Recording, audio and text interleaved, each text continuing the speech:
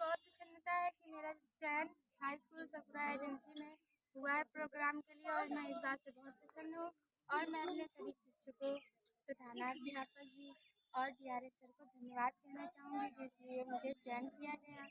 और मुझे इस बात की बहुत प्रसन्नता है कि मैं जापान जाकर कुछ सीखूँगी और वहाँ से कुछ ज्ञान की प्राप्ति करूँगी।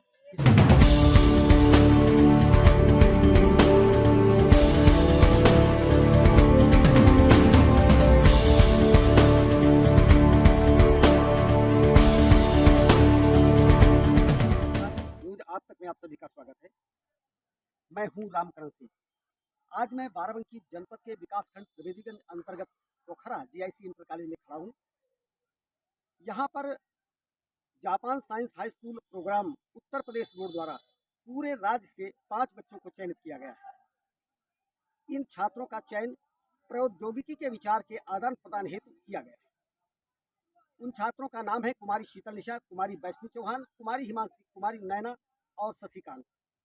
कुमारी हिमांशी पुत्री शशिकांत तिवारी निवासी राजापुर ने उत्तर प्रदेश बोर्ड परीक्षा में 92.5% अंक प्राप्त कर बढ़ाया जीआईसी इंटर कॉलेज पोखरा का मान। 9/12/2023 को दिल्ली एनसीईआरटी में इन मेधावी छात्रों का अभिमुख कार्यक्रम होगा। इन समस्त छात्रों का खर्च भारत सरकार उठाएगी। मैं हिमांशी के घर राजा के पुरों में पहुंच चुका हूं और मैं चाहूँगा कि हमारे साथ जो कैमरामैन हैं उनके घर का भी थोड़ा सा दृश्य दिखाने का प्रयास करें, क्योंकि इन लोगों ने जिस तरह से अपनी छोटी व्यवस्था के साथ इस बिटिया के शैक्षणिक कार्य में योगदान दिया है उसकी जिन शब्दों में सराहना की जाए कम है। और मैं स्वयं इनसे हिमांशी की सफलता के बारे में जानकारी जानना चाहूँगा। हिमांशी, पिताजी आपके क्या करते हैं? सर, मेरे पिताजी पेशे से फार्मर हैं और वो ऐसे ही ड्राइविंग का कार्य करते हैं। मेरे पिता का नाम श्री श्रीकांत तिवारी है और मेरी माता का नाम श्रीमती ललिता देवी है जो पेशे से शिक्षिका हैं। आपके और भाई बहन कितने हैं? सर, मेरे 2 बहनें और 1 भाई है जो मुझसे छोटा है। भाई किस क्लास में पढ़ता है? 8 क्लास में। और बहन? सर, एक बहन जो मेरी है उनका बीए 4th सेमेस्टर है और मेरी एक छोटी बहन है जो क्लास 6 में पढ़ती है अभी। क्या नाम है आपका? मेरा नाम ललिता देवी है और पीएसएस में मैं शिक्षा मित्र हूँ पीएस राजापुर में। और मेरी बेटी यहाँ से जापान जा रही है विज्ञान के क्षेत्र में। नौकरी के द्वारा जो योगदान बिटिया के साथ किया है वो बहुत ही सराहनीय है।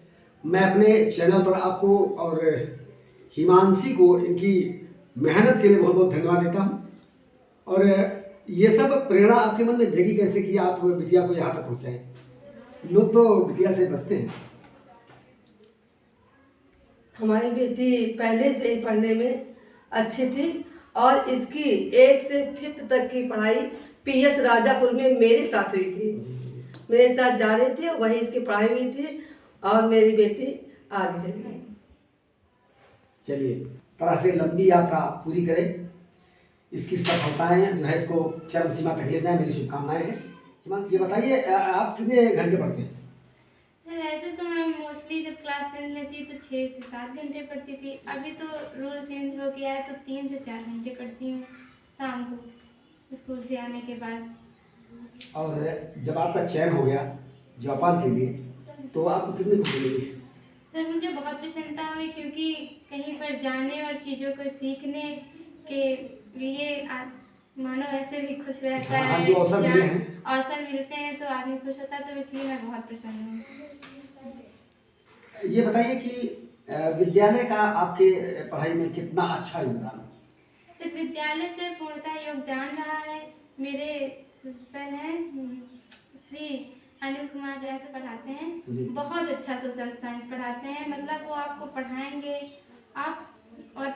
आपको बिल्कुल याद हो जाएंगी चीज़ें। इसी तरह वहाँ पर सभी अध्यापक हैं और सभी उन विषयों को अच्छे से पढ़ाते हैं जिनका कार्य है। और विद्यालय से मुझे पूर्णतः योगदान रहा है।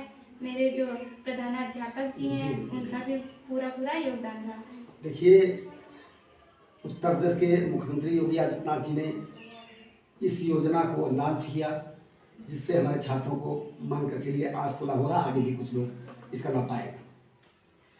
बहुत ही अच्छा कदम है, इसलिए सरकार के लिए भी आपके मन में कोई भाव जरूर होगा। और क्या कहना चाहेंगे आप योगी आदित्यनाथ जी के लिए?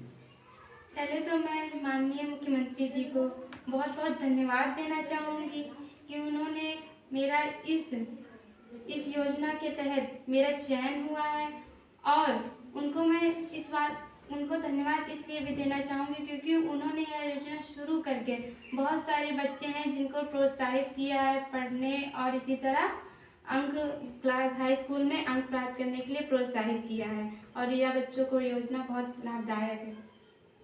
हिमांशी, और दूसरे जो बच्चे हैं जो आपको मैंने सुन रहे होंगे या हमारे दर्शकों के द्वारा आपको सुनेंगे, उनके लिए भी आपको कुछ कहना है, क्या कहेंगे उनके बारे में? उनके लिए मैं कहूँगी कि आप भी मेरी तरह या जो बच्चे मेरे साथ जा रहे हैं उनकी तरह अच्छे से पढ़ाई कीजिए, और पढ़ाई करके, क्योंकि शिक्षा जो है, शिक्षा आपको बहुत आगे तक ले जा सकती है। जितना आप उसको सीखेंगे वो उतना ही आपको आगे ले जाएंगे।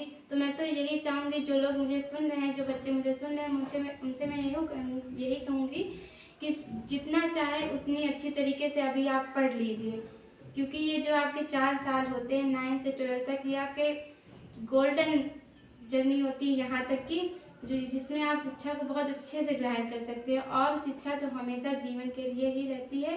मैं आपसे यही कहूँगी कि आप अच्छे तरीके से पढ़ें और आगे।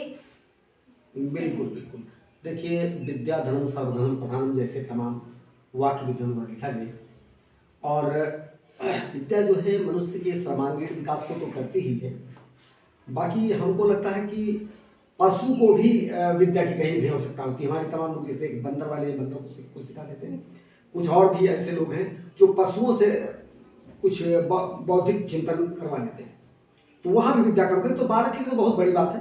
खैर, इन तमाम उपलब्धियों के लिए मेरी बहुत बहुत शुभकामनाएं हैं आपके साथ, और आप अच्छी तरह सफल होकर लौटे, इसके लिए मेरी बहुत बहुत शुभकामनाएं। ये हमारे साथ हिमांशी थी, मैंने हिमांशी से बातचीत की और हमें लगा कि इनकी मेहनत रंग लाएगी, ईश्वर को उत्तम सफलता दे। बहुत बहुत धन्यवाद।